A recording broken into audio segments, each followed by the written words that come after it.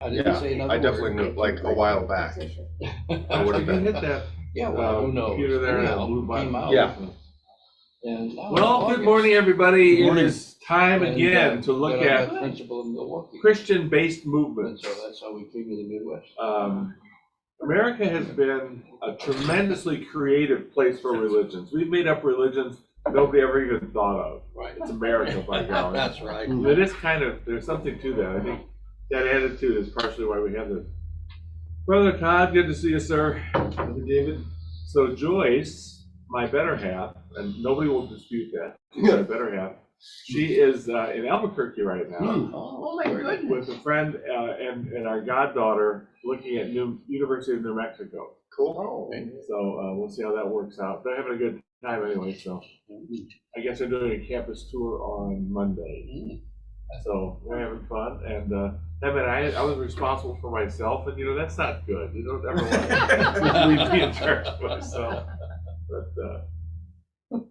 anyway, so let's just go around and remind everybody who we are. Again, I'm David Fletcher, and you are? I'm Diane Gins. I am Jerry Carey. I'm Jan Miller.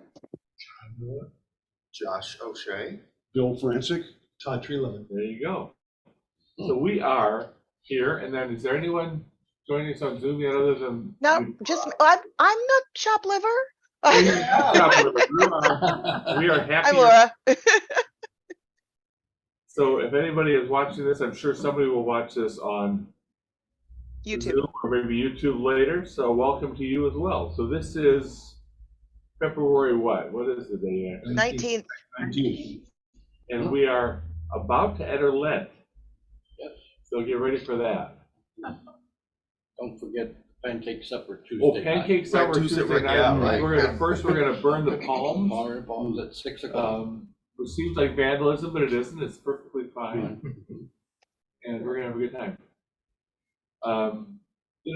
It tells you something about Episcopalians, right? So other groups, they celebrate the beginning of Lent by wild partying, like in New Orleans. Of course. We have pancakes. That's all right, isn't it? Snap, crackle, pop. So what? Adventism. And I'm David Fletcher. You all know me as Dr. David Fletcher. Oh, of course, yes. You wouldn't have to do that. And we're at St. Mark's. Oh, yeah, it is February 19th. It's on my own slide. And there are the three mascots of Kellogg's Rice Krispies, Snap, Crackle, and Pop. What has that got to do with anything? Listen to breakfast, it says. Well, what, I say? Kellogg's Rice Krispies? As we will see, Adventism has had a big impact on American life. The reason we have breakfast cereals is because of the Adventists. And Kellogg's, which is a huge American corporation, was founded by Seventh-day Adventists. And they had a reason for it. So it's had a major impact on American health. So these are all over the country. Adventist Health, Adventist Healthcare, Adventist Health Systems. There are Adventist Health Systems everywhere. They're in our area. Now this is, a lot of churches have health systems, right? We actually have Presbyterian St. Luke's in Chicago, and St. Luke's is us. And Presbyterians are some other group. I don't know who they are. But the Adventists have really invested heavily in health, as you might know. And in education, they have many colleges across the U.S. Advent Health University in Orlando, Andrews University in Berrien Springs, Michigan, or Southwest Michigan there, Kettering College in Ohio, La Sierra University in Riverside, California, and Loma Linda University in Loma Linda, California, which has a medical school. My teaching assistant several years ago was all excited because he was going to Loma Linda Medical School after he graduated. But as we will see, there was a little bit of an issue because even as a medical student, he was not allowed to drink coffee. And I don't know how you get through medical school or through medical practice without a lot of coffee, man. I don't know, but they did. Edna's here. Good to see you, Edna. And then we have a university very close to us here, Aurora University, belongs to the Advent Christian Church, which is not the same as the Seventh-day Adventist, but it's related. And health. John Harvey Kellogg is the guy up there in the upper right. And I love pictures of guys from that era, 19th century. They like some walrus mustaches or big beards or something. He was a physician, a Seventh-day Adventist, and he directed a thing called the Battle Creek Sanitarium in Battle Creek. There was a whole movement of this in the 19th century. There were luxury spas that usually had some kind of a natural springs there. They did all kinds of holistic medical treatments in addition to standard medicine. And that was based upon Adventist health beliefs. And he was the director of that. And his brother, W.K. Kellogg, who lived 1860 to 1951, worked with him. And he developed a vegetarian breakfast because Seventh-day Adventists were, Seventh-day Adventists are vegetarians, or primarily vegetarian. He died in 1951, a banner year in American life because that's when I was born. But he worked with him to develop a vegetarian breakfast, which was cornflakes. And the story is told that they had made this gruel and then dropped some of it on a hot wood stove, the metal, and they chipped it off. They said, "That's good, and we need to clean this stove." Right. And John Harvey Kellogg wanted to patent this, but they didn't. And one of the residents there was a guy named C.W. Post, who then created Post cereals, which became General Foods. Great Nuts, which I love, by the way, Oh, yeah. and all that stuff. So that's a little bit of interesting history there. And that's W.K. Kellogg's signature, which of course is the logo for Kellogg's products, as you probably know. Which is kind of interesting. There's a religious group who gives us cereal. This is something called Millerism. Millerism, named after, what do you guess the guy's name was? Ism. Aha. Oh, I was right. So it's a health-focused religious movement. Another product of that second great awakening we've been talking about. So we talk Mormonism comes out of that, and Jehovah's Witnesses comes out of that, and Adventism comes out of that as well. So again, this is a widespread, spontaneous outpouring of religious enthusiasm, revival meetings, wandering evangelists. Thousands of people, many thousands of people were involved with this, particularly along the frontier, but it was also in New England. And currently, I don't know if you've been following the news about this, but Asbury University, which is a United Methodist college in Kentucky, is in the midst of a revival. It's a 10-day revival. Yeah, it wasn't planned, it just started. We had one of those at Wheaton in my time. And It's still going on. I Yeah, checked so this morning. That's a lot of energy. Yeah, a lot of energy. But college kids have a lot of energy, and usually it goes to bad things. So this is probably good. They're praying and singing, so that's probably better than what they usually do. So the impact of the awakening, there was again a lot of religious conversions. Many people coming forward and accepting Christ at these meetings, and most of those people went into the Baptist and Methodist churches. And they already existed. Baptists go back to England, Methodists too, actually. And but a lot of converts and people who were affected by the revival started to think maybe the church has been off track somehow. Maybe we need to get back to something better. And why didn't we find what we found in the revival? Why didn't we find that in our church? It's probably obvious, but let me just point out, the Episcopal Church did not get involved in this. Individual Episcopalians probably did, but the Episcopal Church was not having revival meetings and things like that.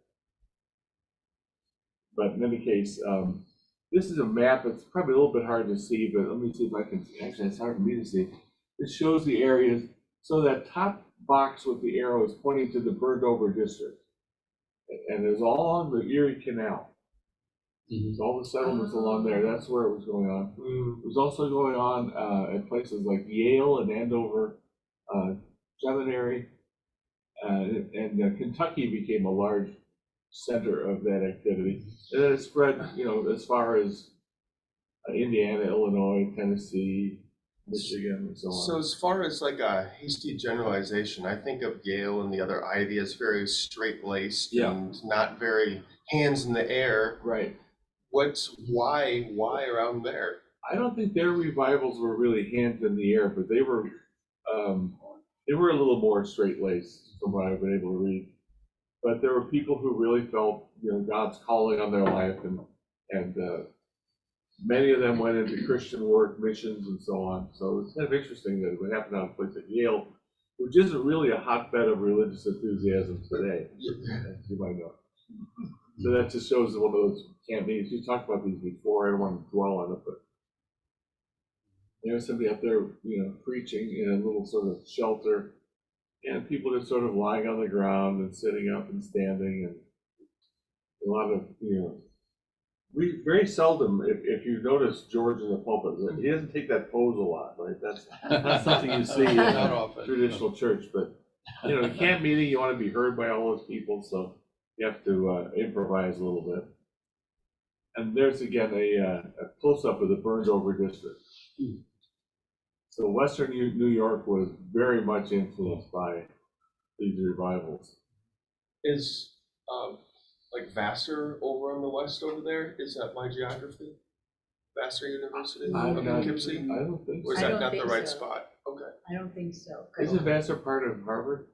Yeah. I mean, it's a sister, It's- but Poughkeepsie is There's really in west. Canandaigua, there's a number of It's way up. It's universities. way but further not up. Toward Vassar. Okay. Montreal, Okay. just Okay. south of Montreal. Yeah. And the slide showed up already, so I'm gonna go backward. I like this slide, I'll read it to you. So on the chart, it's a churches and Christian movements throughout history. Go back to 1 AD. Yeah. And then you guys pointed in one little spot on the map. So this is where our movement came along and finally got the Bible right. And one of the kids is saying, Jesus is so lucky to have us. Right? Oh, and the membership club. Yeah. Yeah, It's or a membership class. membership class, so there. Yeah. And it is amazing, I mean, in general, how many branches of Christianity there are. But a lot of things were happening in this period, a lot of developments in America. And so America has been a fertile soil for religious movements. So the movement that started like, what's the religion? Wheaton College, Yeah, basically was born out of this too, right? yeah, it would be a Because- part of that. It's, Wheaton College has never had a denominational affiliation of any kind. It's always been independent of any denomination, and people of all denominations go there. Yeah, it would be part of that, and the idea that we can bring the kingdom to earth by evangelizing the world and getting rid of slavery and things like that. Those are all I remember important things. in the Billy Graham Museum, they have a lot of pictures of the camps. Right. That's The an Second important Wave. part of American religious history, for sure. And this shows, I found this recently, shows membership going back to 1780 was very, very low. People were not really involved with church, kind of like 2023. And then starting in 1820, you see this tremendous exponential growth of membership This is in the United States. in the United States. Mhm. So Methodists being the blue group, so they've been very large, and the Baptists being green. We're pretty small. We're up there. We're a little purple band way up second from the Yeah. top there. So, and the Lutherans a little bit bigger than us. So as you know, when we talked about this, this is where the Jehovah's Witnesses came from, and the Mormons. And those, I think we can fairly say, based upon our study, that those are groups that are at variance with traditional Christian belief. Important things that Christians believe, they do not believe. In particular, the divinity of Christ, things like that. Other things they do believe. They say they believe in the Bible. Both of them have other sources, though. So there's the Bible, and then there's what these guys say, and that's important. Not quite as important as the Bible, but it's up there. So you've got some prophet that is being listened to there. So yeah, they deny that Jesus is part of a Trinity, equal and eternal, equal to the Father and the Holy Spirit. They don't believe that. Now, another movement that came out of the awakening was a view called Adventism. And some Adventists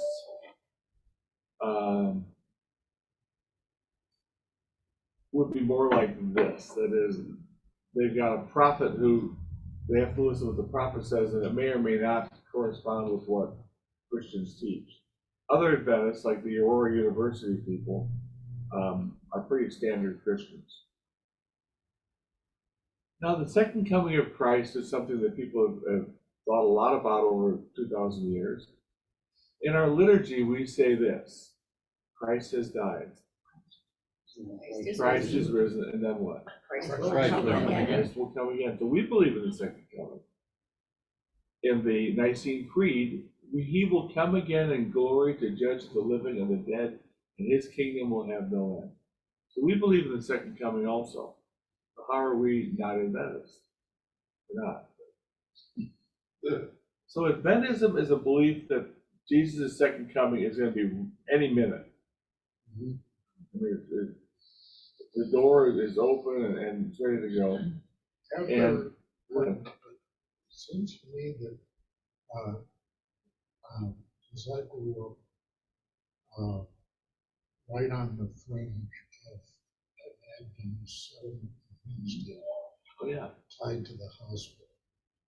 That there was actually a date they had set. oh yeah, we'll talk about that. There are several dates, and spoiler alert, none of those dates. So you haven't lived until you've actually been in an airplane sitting next to one who Oh. tells you that the end times are coming now. Yeah, could be right now. You weren't nervous enough being in a plane, here you go. Congratulations. So they are relying on a particular analysis and interpretation of some Old Testament prophecies. And if you're not in the movement, you can't imagine how they got this. I'll tell you what they did, but you're going to find it not very plausible, probably. Hill Gomorrah. Who was that? Hill Gomorrah in upstate New Oh, York. yeah. Yeah, and that's part of this thing too. So the most famous of these groups, Adventist groups, is the Seventh-day Adventist. It's a very large group, believe it or not. And there are some other Adventists as well. And they mostly hold traditional beliefs about Christian doctrine, but then add some things. Now, the Jehovah's Witnesses are also an Adventist group. And they do deny some important traditional beliefs and uphold others. This is Miller. He apparently was a fun guy just by looking at him. He was a Baptist farmer in Lowhampton, New York, lived 1792, 1849. He was mostly homeschooled. He didn't have any education after age 18, rather. But he did attend public schools for a little bit, mostly educated at home. But it turns out, an intelligent man and a man who was well-read, despite his lack of formal education. He had access to some really good libraries from some well-placed people that he knew and really liked them, and so he got to use their libraries. He married and moved to Pulteney, New York, and established a farm. And married Lucy, and they had 5 children. So pretty standard, just farmer. But as a young adult, he actually abandoned Christianity and accepted a view called deism, which was popular among some of our founders. The belief that religions are false and harmful, and all the supernatural stuff should be stripped out. God is the creator, for sure, but God is not concerned with human affairs. So you read people like Voltaire, you might know something about Voltaire, Thomas Paine, the American deist, David Hume, Scottish deist, who I've studied extensively. He fought in the War of 1812 and was in combat against the British when they decided, maybe we should try and get those colonies back. And he recruited troops and was in the Battle of Pittsburgh. One day, he was in a fort that was just being shelled fiercely by the British. And people were dying all around him. He was with some guys, and a shell went off and blew them up, but Miller was unscathed. And that became a profound experience for him. And he became very interested in death. Plus, around the same time after the war, his father and sister both died around the same time. So he became very concerned about death, and he was worried about what would happen after death. Will there be a judgment, and how's he going to do when God judges him? So he returned to the Christian faith and began studying the Bible very seriously. Was this about the same time that like spiritualism, kind of more occult movements got popular again? Yeah, it was the 19th century, so there would be, I wonder if there's a connection with that, of Christian Science, some other things, Theosophy. I haven't really looked into those very much. The Theosophical Society, by the way, is in Wheaton, Illinois, believe it or not. Yeah. They have apparently a very nice library there. Yes, It's I've open. heard they It's do. open. Yep. Oh, really? Yeah. Yeah. I didn't And know they also that. have a bookstore around the corner on Geneva Road there. So Miller believed, that picture of Christ returning there was kind of small. He believed that Christ would return in 1843.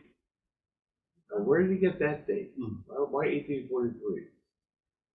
Well, he believed that the book of Daniel had the key to all of the history that would happen afterwards. So the book of Daniel in the Old Testament, he thought that was the key to understanding prophecy. And Daniel 8:14 says, unto 2,300 days, then shall the sanctuary be cleansed.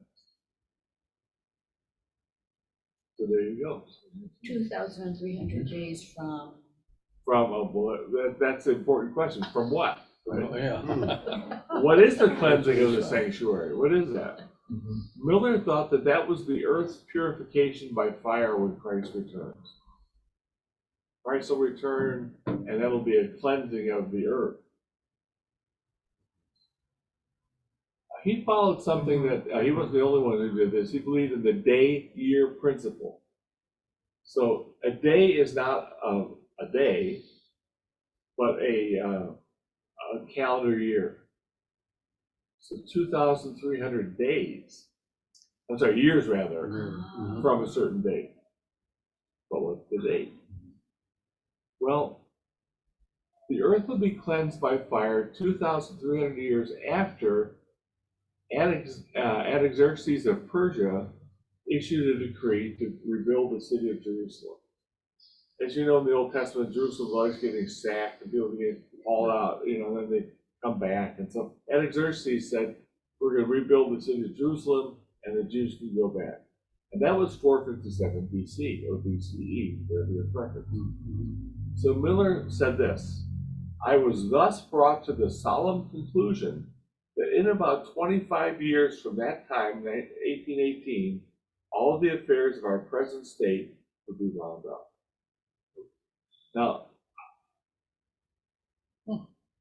That's a nicer way of putting it, that the work, instead of the world's gonna come to yeah, an end. Yeah. yeah, You know. the affairs will be wound up. That's good. Now, in September 1822, he wrote a 20-point document, and in his document he said, I believe that the second coming of Jesus Christ is near, even at the door, even within 21 years, on or about 1843. It's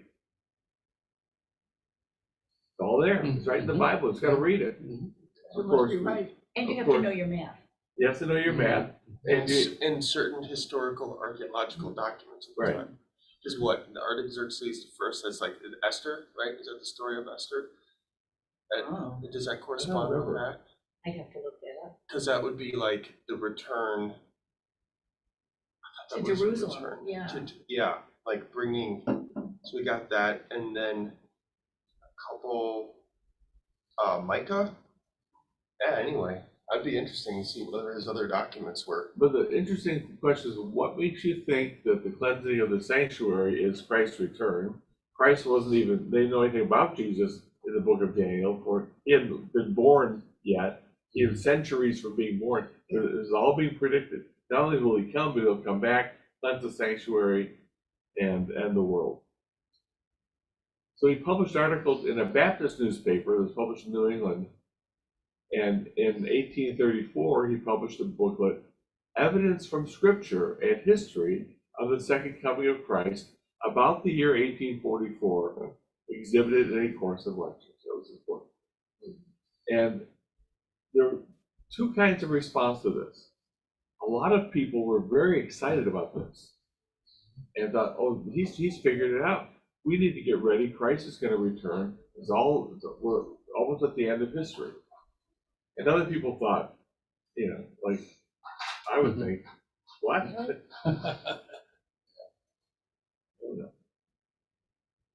Of course, March 21st, 1844 passed, and nothing happened. Normal day like any other day. And so then he went back to work. And he went back and got his Bible out again, and he looked at his charts and things. Mm-hmm. He gave up eventually, but he said, no, it's going to be April 18th, 1844. So just, about a month later. That's when it's going to be. I guess I made a mistake. Calculator. When that date passed, and Christ hadn't returned, Miller was devastated. He said, I confess my error and acknowledge my disappointment. Yet still I believe the day of the Lord is near, even at the door. And he left Millerism. So Millerism went on without Miller. Yeah.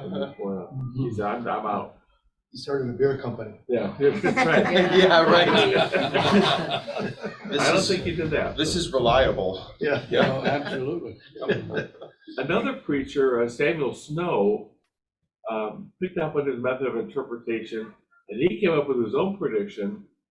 The 10th day of the 7th month of the present year, 1844, which was October of that year.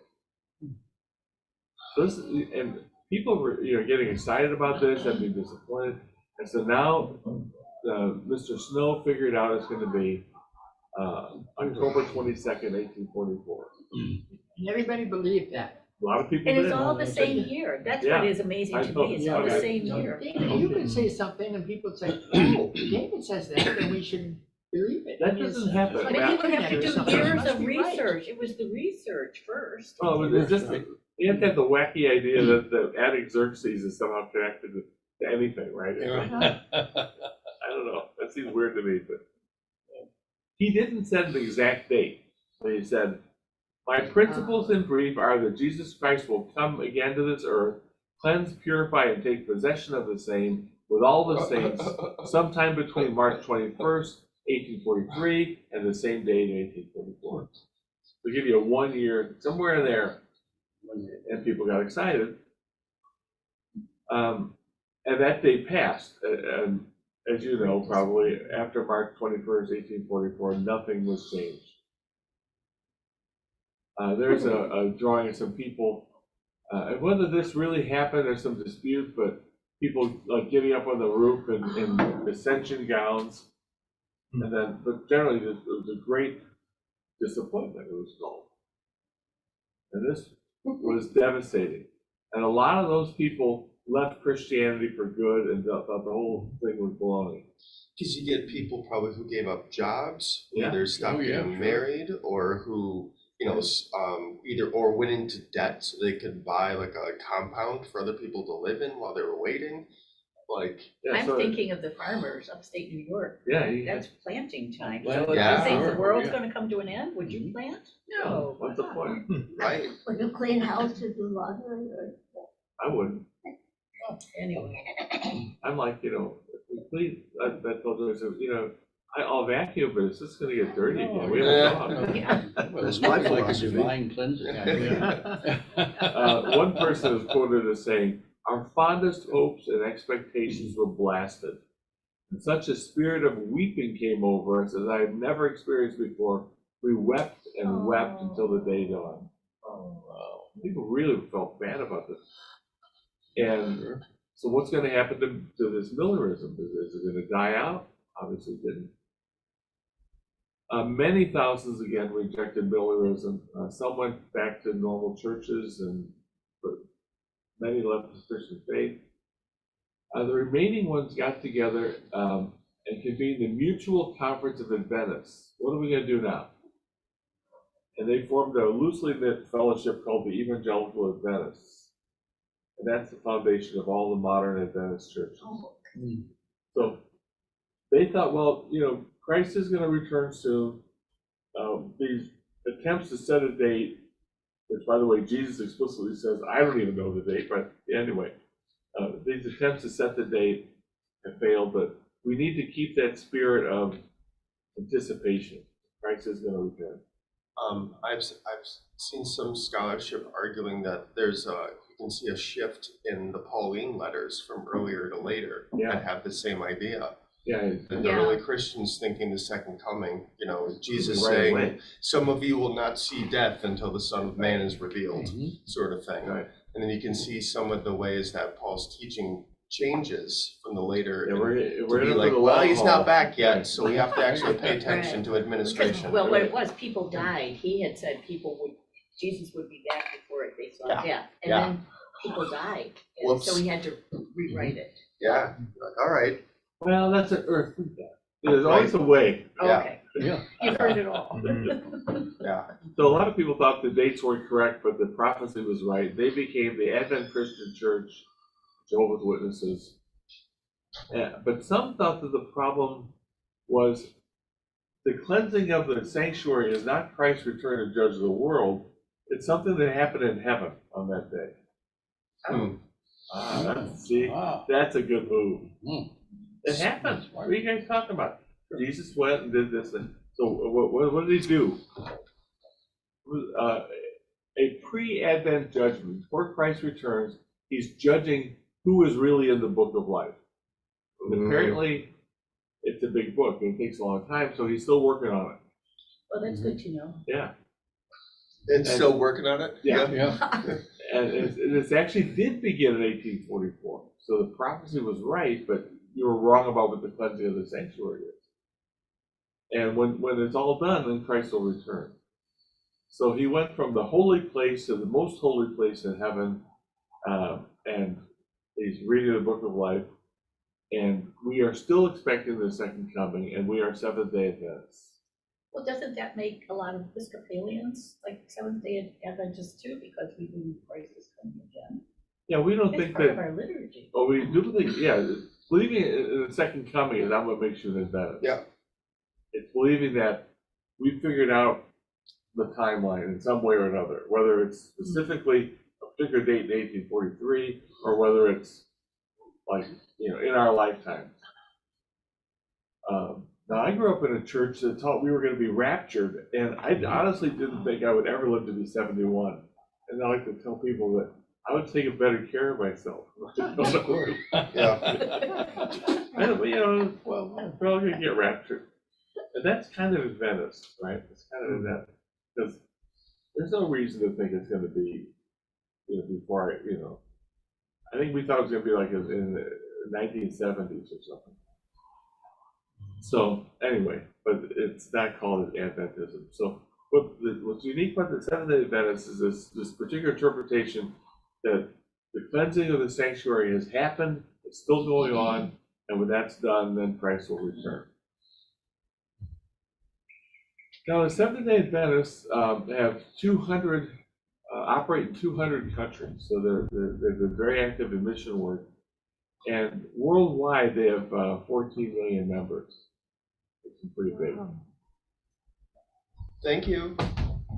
So they're Millerites, and they founded a church based upon the teachings of Miller, and also a very important woman, Ellen Harmon White, who lived 1827 to 1915. She actually lived a long time if you're good at math. 87, I think. Anyway, she, 82. She started experiencing visions in 1844, that same year.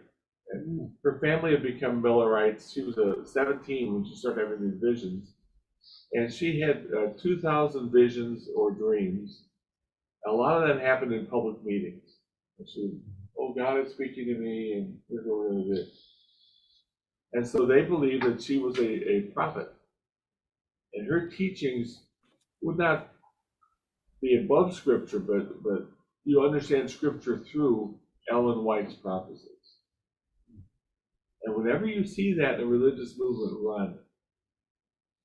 That's too big. You want to be part of that. This must have been unheard of, like it was a woman too. Yeah, I was I know. thinking it was a Yeah, woman, like- yeah.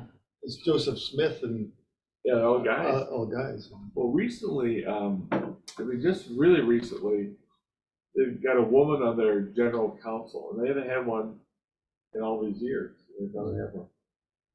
And yet they're based upon a prophecy of a woman, actually a young girl at the time. Yeah. So she's. There she is. She looks like she's a lot of fun too. Yeah, she doesn't look like too much fun. A Look little like more she's having- cheerful than Miller. Right, A yeah. little bit. I think the photographer said, "Look like you're having a vision right now." Yeah. Yeah. Looking at Right. And she had prophecies about all sorts of things, theology, childcare, education. And she founded many schools, or people did under her direction. Nutrition, health, and agriculture. She is the most translated female nonfiction author in the history of literature. Wow. Wow. And the most translated American nonfiction author. Now, whether it's fiction or not, but anyway, it's considered nonfiction, male or female. So her work has been translated into many, many languages. She led the church to embrace vegetarianism. She believed we should not be eating meat, and that God has ordained that we can be perfectly healthy eating grains and nuts and fruits and things like that. We don't need to be eating meat. Also, we should abstain from alcohol. No, we're not going to do that, are we? But tobacco, drugs, coffee, and tea. Coffee. So she started this before the Kellogg brothers. Oh, yeah, Yeah, right. They're part of her Yeah, movement. Okay, Right. I thought they did. Oh, No, yeah. no. That's This a good this point. helps to. I'm glad you brought that up. This helps to explain why the Kellogg's brothers were so interested in healthy eating. Yeah. So, in the days of the Kellogg brothers and so on, most people had some kind of meat at breakfast, bacon or ham or something like that, and eggs and things, and they didn't think that was healthy. They thought you'd be better off with a whole grain breakfast, Actually, they were right. which is true. Yeah. But Right. What's her first name? Ellen. Ellen. Okay, so this was driving me nuts. A little bit later, there was another woman, Alma Birdwell White, Right. who started the Pillar of Fire movement within this same sort of thing. And it was really cool because she was more egalitarian, but it was really unfortunate because she also endorsed white supremacy, KKK movements. That's something. There's always something, isn't it? Right? Oh, yeah. You're like, oh! So Yeah. if you're going to eat meat, you have to follow Old Testament law. So you can't. Something I really like in Mexican restaurants is shrimp wrapped in bacon, and that's a no-no in every possible respect. Shrimp and bacon, no. yeah. Well, so are cheeseburgers, you shouldn't cook them. Cheeseburgers? Yeah. So meat has to be fully bled, and it can't be pork or seafood. I mean, rather shellfish. But better not to eat it at all. And then, of course, she had prophecies that said we shouldn't dance, we shouldn't wear jewelry, we shouldn't go to the theater, which later came to include movies, listen to popular music, and we should be pacifists. So, and didn't Wheaton College, wasn't that a lot of Wheaton College's guidelines, like when we moved here in the 80s? Yeah, actually, a lot of those prohibitions were common in Many, conservative evangelical churches, Baptist churches, independent churches. I mean, I was raised, we didn't have anything but jewelry, and we were pacifists. Everybody was expecting me to go to Vietnam. I wasn't really keen on it. and I didn't go, I could have, I mean, What was the church you were raised? independent fundamentalist church, Fundamental. yeah, just, by itself out there. Judging everybody, but, yeah, so I mean, that wasn't that unusual, the things Yeah. like dancing and movies and pop music and jewelry and stuff like that, but, I think that's probably part of the whole prohibitionist movement too. yeah. And vice police yeah. and vice and stuff like that. There was a young fellow who attended here many years ago. He was thrown out of Wheaton College because he played jazz music. Well, I remember that, yeah, I remember hearing about that. And, What year was that? it would have been I would say 40s maybe? 70s. Oh. Let's say it wouldn't have been that long. Well, It could have been. I know Yeah. President Armitage did not approve of, he was a president of Wheaton College when I started. He did not approve of jazz music, but he had jazz musicians in the conservatory who disagreed. Jazz is very much part of Wheaton College now, but it was his personal thing. He didn't like it. Well, that was true even in the University of Illinois, in the practice rooms in the basement. I'm told by my colleagues, had signs on the door, there will be no practicing of jazz in these rooms. Wow. It's That's something a to do state with, university. yeah, they were calling it the devil's music. And Absolutely. it had something to do with the black the Africans Yeah. Oh, in slavery starting the Yeah. music too. That's why they outlawed it. Yeah, I mean, I always heard this about jazz, but about rock, that this beat comes from Africa, where they're all heathens. Yeah. Oh. Some great colonial racism. All right. And Seventh-day Adventists have very strict sexual morality. No premarital sex, no extramarital sex, obviously no sex outside of marriage, and not a surprise, right? Yeah. Also, Oh, yeah. Do they stay they still? oh yeah, How about contraceptives? they're okay with that. Actually, I read a long document about their beliefs about things that they are okay with contraceptives, they're okay with artificial insemination. Wow. Yeah, so in some respects, they're kind of more progressive than you might think, but so homosexuality. Because I was here last week, you said that Mormons were against LGBTQ. Right.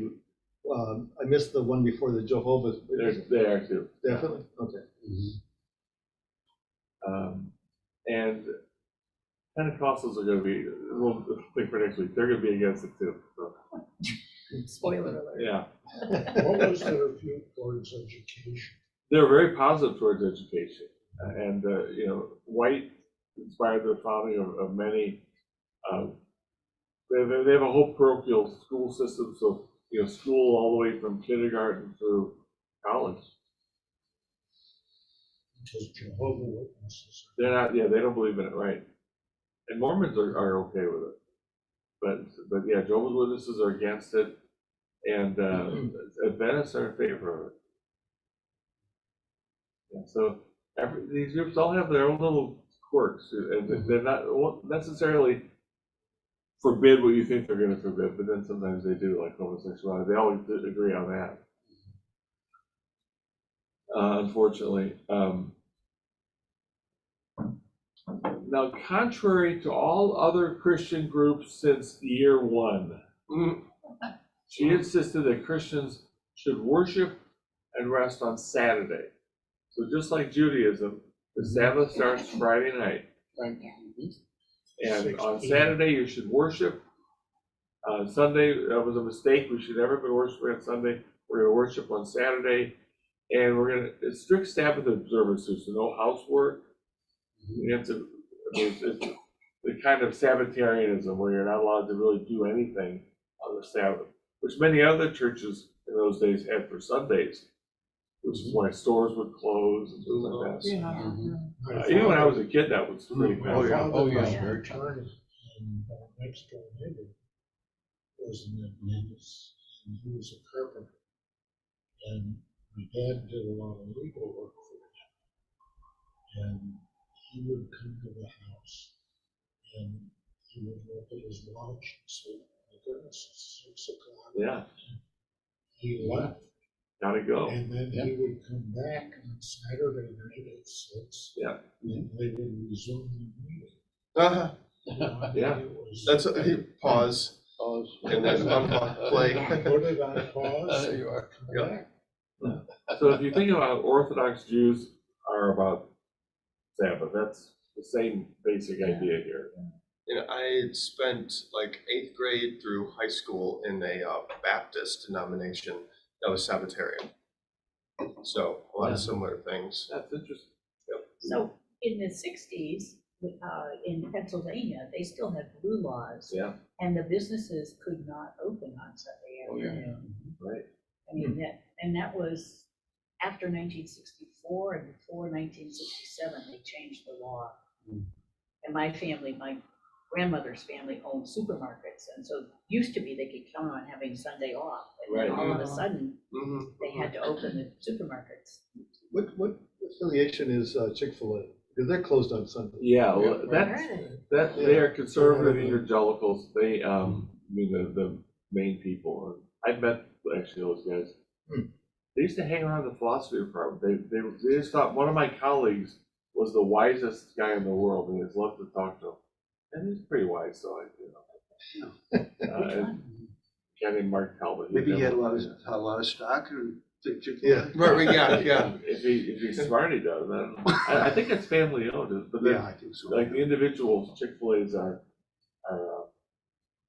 franchises. Oh. So apparently one day, years ago in business ethics, I was teaching something, and I said something, I have no idea what it was, but one of my students at that moment got the idea to open a Chick-fil-A franchise in Wheat, and that he did. So, Which one is it? Is the it? one on down Pineda, down there on Oh, yeah. Divine inspiration. Well, I like to think that people will be inspired by what I say. Yeah. I would think, free, chicken sandwiches for life would be a small. Right, a token of appreciation. It doesn't work that way apparently. But. So yeah, they're very strict about their Sabbath. That's of course what makes them the seventh day. Oh, by the way, they believe in 6-day creation, old fashioned. You're on the seventh day, God rest them. Right. Yeah. Yeah, most Christian groups have tried to find some way to accommodate the book of Genesis, what we know from science. Adventists don't worry about that. 6 days, the universe was created. Another thing that she advocates, and this would be a doctrinal departure, is soul sleep. In our funeral service, we say that the souls of the departed rest with the Lord. So when you die, you go to be with God. And she believed when you die, you stop existing. And then on the resurrection, God makes you again. And so nobody else, I wouldn't say nobody believed it. It declared a heresy around 500 AD or something, but that's something that she was convinced is true. And also there's no hell. When the unbelievers die, they are judged and then they just evaporate. So, better than hell, I guess, I don't know. Yeah. I would think so. Sounds, Yeah. Her views on sin, the cross, salvation, and most of those things are pretty standard. And she did advocate baptism by immersion after people made a confession of faith, as opposed to what we do. I mean, we don't object to baptism by immersion. We're not set up for it, but if you want to, George would take you down to the Lake Michigan and baptize you if you want. Sure. There's nothing wrong with it, but we don't. That's not a normal practice. And that baptism of children, that's a whole other topic, but that started very early in the church, so it's a very long-standing tradition. But she got a revelation that was wrong, and so now we're baptizing by immersion later. Another belief seems to be that Jesus did not begin as equal to God the Father, but at some point in heaven, he was promoted to equality with the Father, and that's why Satan got mad. And there's a whole lot in Seventh-day Adventism about this struggle between God and Satan and how Satan was cast out. They talk about that a lot. So it's like angelic adoptionism? Yeah. Okay, instead of an Exactly. Arianism? Yeah. Now, speaking of all their health regulations, at Loma Linda University, where my student went to medical school, they have found that Seventh-day Adventists live longer. Oh. And a little joke immediately occurs to me, or does it just seem like it? Right. So this is looking at people in the San Diego area. Compared to other Californians, Adventists lived longer. Men lived 7.3 years longer who are Adventists than other Californians, and women lived 4.4 years longer. So that's kind of, it does suggest that there's some When did they do that? Do you have any recent, idea? it was recent, Recent? yeah. So Been in the year here. the vegetarian diet is still part of their religion, Yeah. so I wonder if that is Yeah. what they do with it. Probably the Yeah. vegetarian diet. Yeah. And no alcohol. Right, or Yeah. anything else, Yeah. caffeine. What's the? Yeah. Hey, I get to live 7 more years, a grumpy old man. Yeah. Yeah, How the many more caffeine years? thing. How many more years in the nursing home? Looking do I like get Miller. because of- Right, exactly. Seven more years from when? Yeah, yeah, No less- beer, no coffee, oh my Right, lord. less fun. Yeah, right. No alcohol? That's fun. Yeah. Can't dance. No fun. Right, no dancing, yeah. What's funny is Okay, no alcohol. It is, it's very legalistic. No It's a fun. very legalistic kind of Protestantism. And, some people like to have their lives sort of all under the control of the church. They want to make decisions. Mhm. And then also, when you abstain from things, you can feel superior to people who don't. I get that way during Lent. I decide to give something up, and other people don't give that up. I kind of Yeah, right. Yeah. enjoy your chocolate. Yeah. Just breathe on it, so I can inhale the But, so there is some evidence to suggest that this lifestyle is actually healthy. Well, I'm sure it is. I don't know if they have Sounds like any, it to me. if they have any particular you're right, rules no about exercise or anything like that, but they might.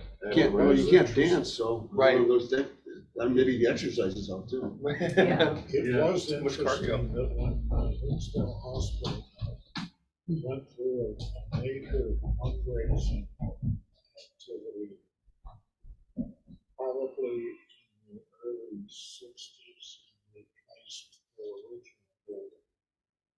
One of the conditions the community set was that they would serve